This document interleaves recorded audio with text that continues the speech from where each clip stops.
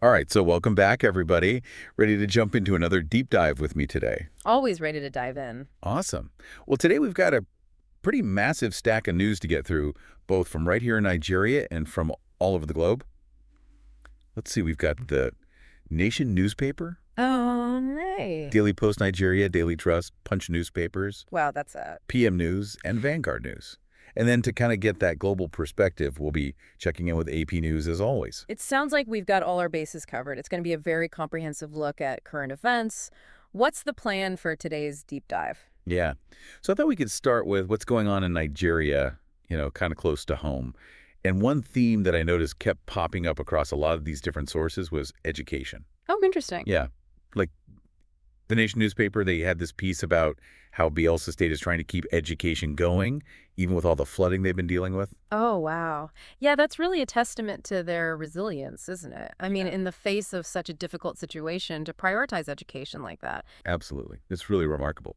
And then speaking of global challenges hitting close to home, the Nation newspaper also mentioned this professor from Uniport. University of Port Harcourt. Exactly, thank you.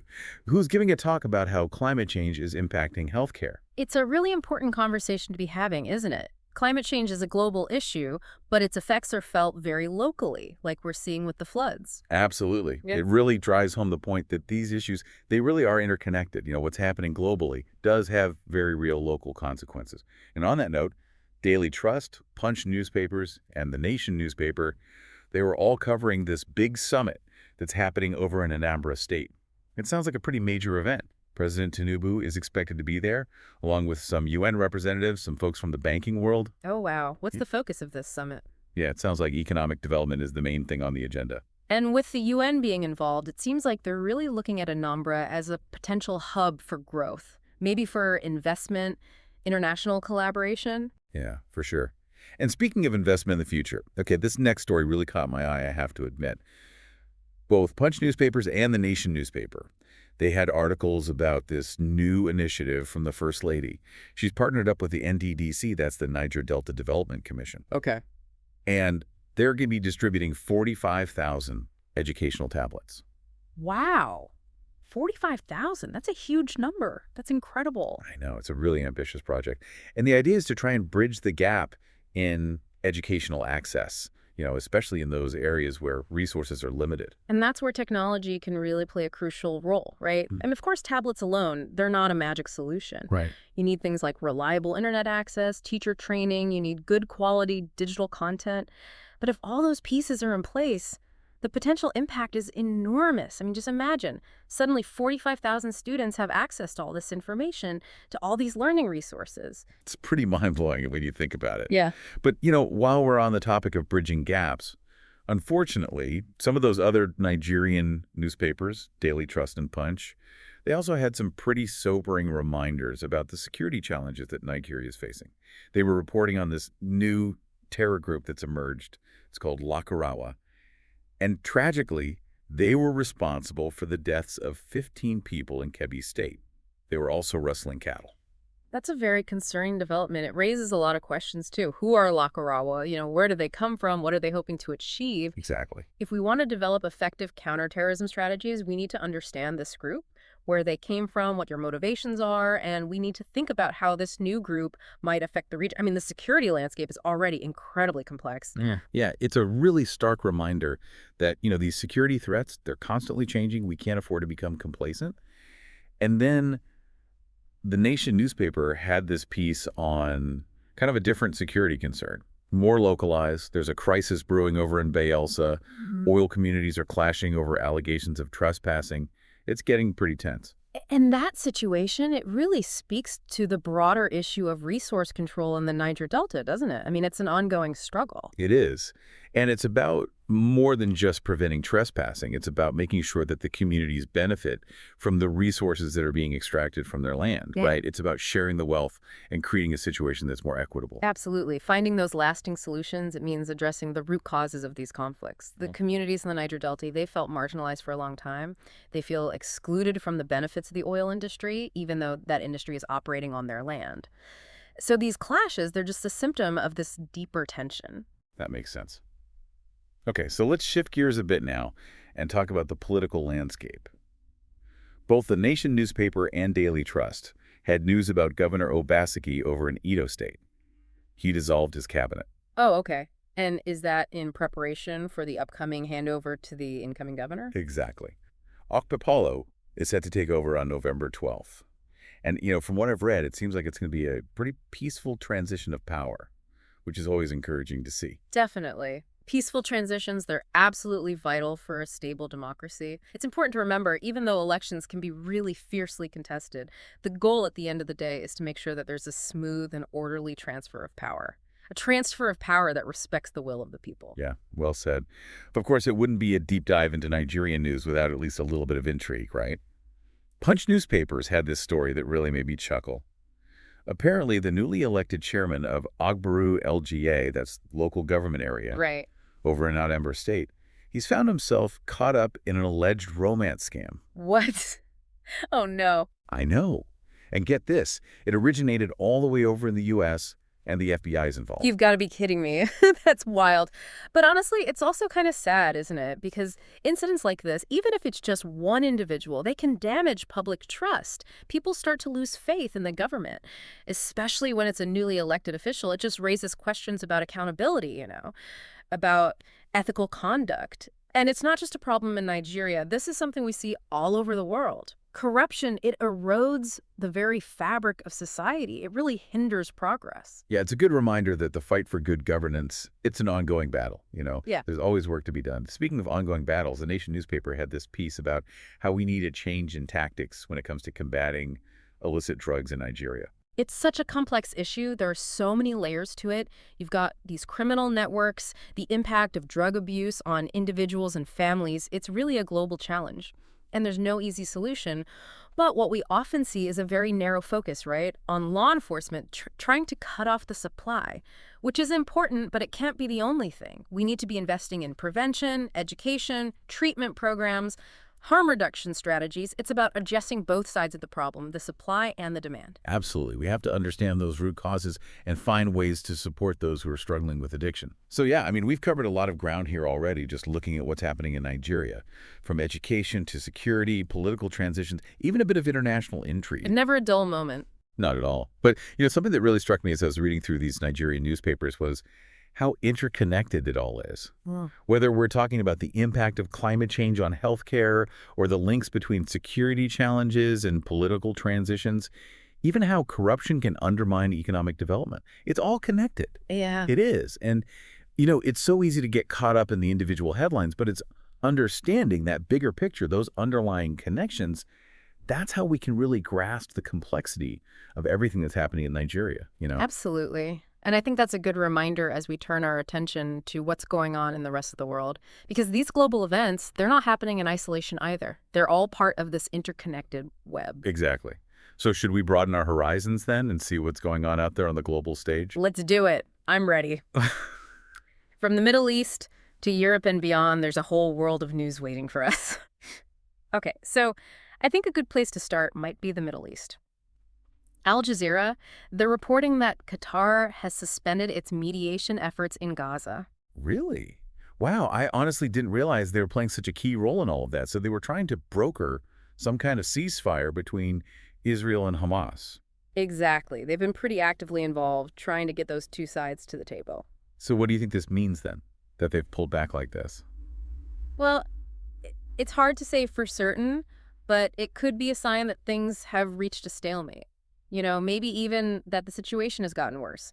If Qatar is not seeing any progress, well, that could mean we might see an escalation of the conflict. Well, that's a scary thought. Because Al Jazeera and PM News, they're both painting a pretty grim picture of what that escalation could look like. Al Jazeera is reporting dozens of people have been killed in Gaza, including children. And PM News is covering this bombing that happened at a railway station in Pakistan. The death toll is still rising. It's just devastating. These conflicts, they have such a horrific human cost. And it's easy to get caught up in the geopolitical maneuvering, but we have to remember that real people are suffering. It's easy to forget sometimes when you're just reading headlines, But these are real lives that are being shattered. And while the Middle East is definitely dominating the headlines right now, it's not the only place where people are facing challenges. Al Jazeera had this article about the upcoming parliamentary election in Mauritius. And it sounds like the cost of living crisis. That's front and center over there. It really does feel like a global theme these days, doesn't it? We were just talking about the economic situation in Nigeria, and now you've got this election in Mauritius. It seems like people all over the world are really feeling the squeeze. And of course, you've got the war in Ukraine still raging on, which is having a huge impact on the global economy as well. Driving up prices, disrupting supply chains. Exactly. It really highlights how interconnected our world is. What happens in one place has ripple effects everywhere else. And speaking of events with global repercussions, we can't forget about the U.S. election, can we? Donald Trump's victory? That's bound to have a significant impact on the geopolitical landscape. It's going to create opportunities, but also a lot of uncertainties for countries around the world. It's going to be really interesting to see how it all unfolds. But before we get too far down that rabbit hole, I did want to circle back to a couple of those stories we were discussing from the Nigerian newspapers. We were talking earlier about education, specifically the First Lady's initiative with the tablets. Yeah. And then the Nation newspaper had this other piece about residents in Anambra State. They're saying their lives are being threatened because of some kind of dispute over a traditional leadership position. Oh, right. Yes, that's a fascinating story. It really gets into that complex relationship between traditional institutions and modern governance that you see in Nigeria. Traditional leaders, they wield a lot of power within their communities, and it can be tricky navigating those power dynamics, especially when you've got these disputes flaring up. It's a reminder that building a strong, cohesive society, it takes work. It takes finding ways to balance those traditional customs with contemporary legal frameworks. It's about finding a way for those two systems to coexist, to respect the cultural heritage while also ensuring that everyone's rights are protected. Okay, so this next story from the Nation newspaper, it's a bit of a brighter spot. They were covering this event where a media organization was honoring all these different personalities for their contributions to society. Oh, that's wonderful. I love hearing those kinds of stories. Amidst all the challenges and difficulties, it's good to be reminded that there are people out there who are working hard to make a positive difference. It restores your faith in humanity a bit, doesn't it? It really does. It shows the resilience of the human spirit. And it's a good reminder to celebrate those who are out there making the world a better place. But we do also need to be realistic and acknowledge the challenges, too. And we were talking about the global economic landscape earlier. Well, the Nation newspaper had a couple of articles that delved into specific economic issues within Nigeria. One was about the NLNG, which is the Nigeria Liquefied Natural Gas Company. And they've just been recognized as the most compliant taxpayer by the FIRS, the Federal Inland Revenue Service. Oh, that's fantastic. It's encouraging to see a major corporation stepping up and fulfilling their financial obligations. And it sets a good example for other businesses operating in Nigeria. If we want to see economic growth, we need responsible corporate citizens. Companies need to be playing their part, contributing to the well-being of the nation as a whole. Couldn't agree more.